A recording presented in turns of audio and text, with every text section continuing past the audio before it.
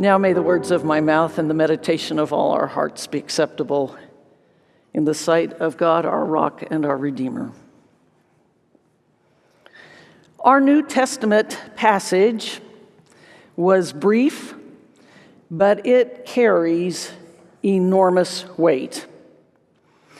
The gospel writer Matthew has placed this encounter in almost the exact middle of the story he tells about Jesus. It is a pivotal moment. Jesus has been preaching and teaching at a furious pace, and opposition to him has been growing. Pharisees arrive to test him, hoping they can catch him in a misinterpretation of the law. And immediately after this encounter we heard with the children, another religious leader will approach Jesus seeking approval for his own righteous behavior. So when the disciples try to keep the children from Jesus, and instead he blesses them, Jesus is correcting his disciples, the very people who should understand what he has been teaching. And in doing so, he sets a choice before them. They can welcome the children and become like the children and live for the kingdom of heaven. Or they can keep sending the children, the vulnerable, away, keep chasing security and power, and stay exactly where they are. It is a life-saving moment, or it is not. As we watch Jesus, we are standing on that same precipice between limited life and eternal life.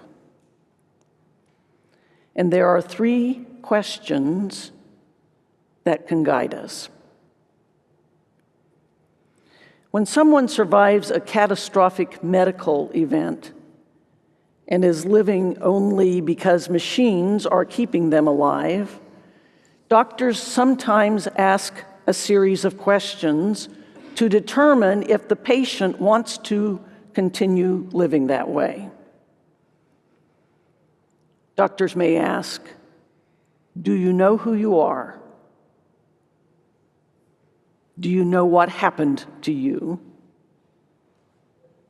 Do you want to live this way?" These questions are helpful as we consider Jesus' teaching and the weight of the life of discipleship.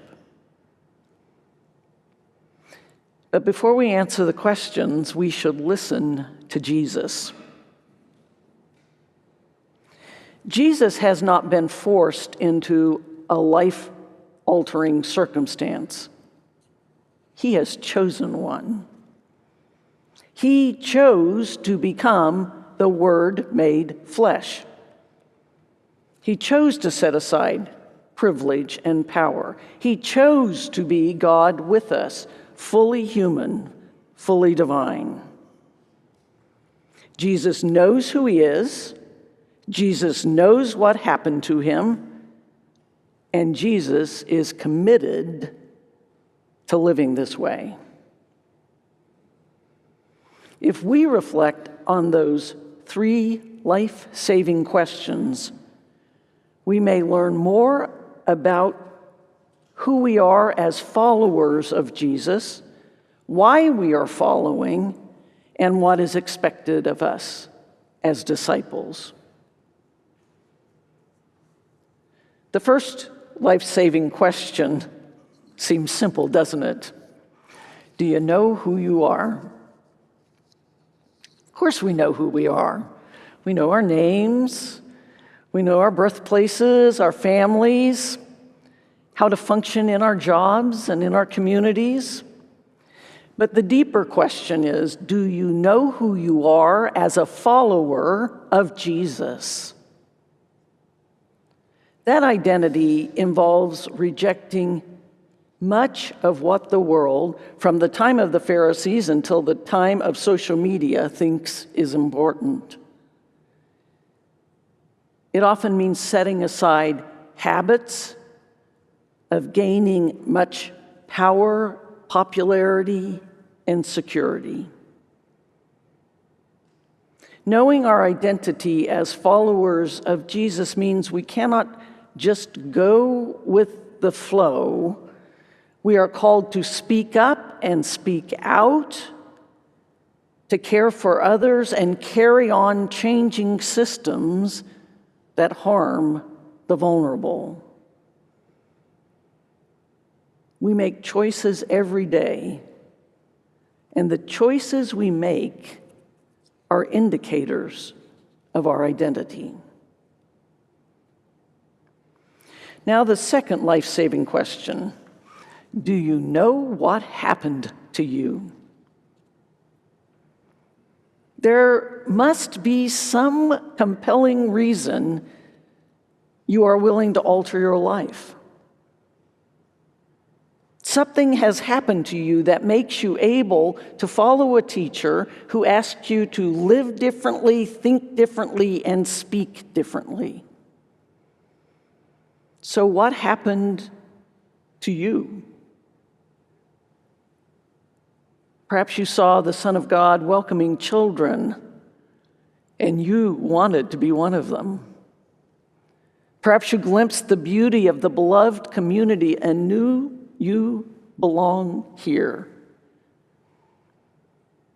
Perhaps you discovered you are not alone in the work of repairing the world, but are in good company with others who are seeking justice.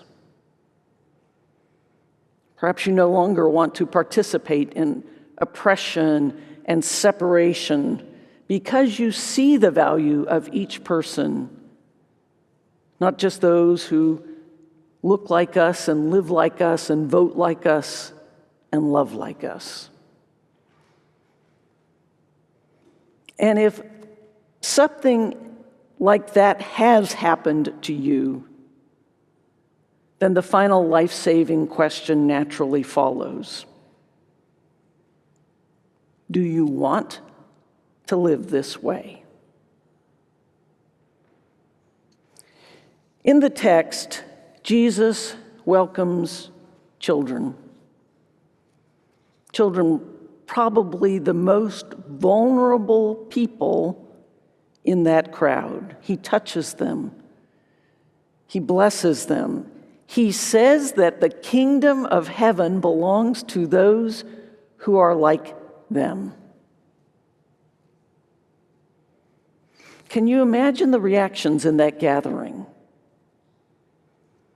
Can you imagine not how the disciples and the Pharisees felt? Can you imagine how the servants, the outliers, the unnamed, the invisible, even in the text, felt when they heard the words of Jesus? It is not being close to Jesus that brings the disciples near to the kingdom. It is being close to those who are vulnerable. That is what it means to live this way, to live in the way of Jesus.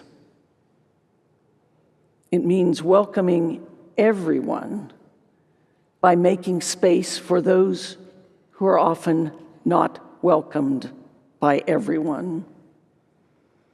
It is touching the oppressed and forgotten. It is blessing those who are often overlooked and simply ignored.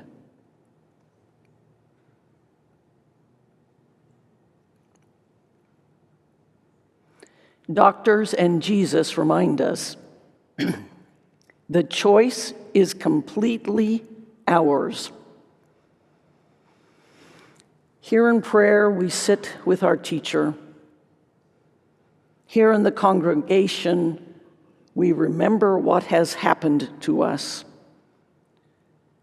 Here in worship, we learn again how to live. The life-saving questions remain. Do you know who you are? Do you know what happened to you? Do you want to live this way? Let's consider what it means and what it costs to say yes. And then let us live.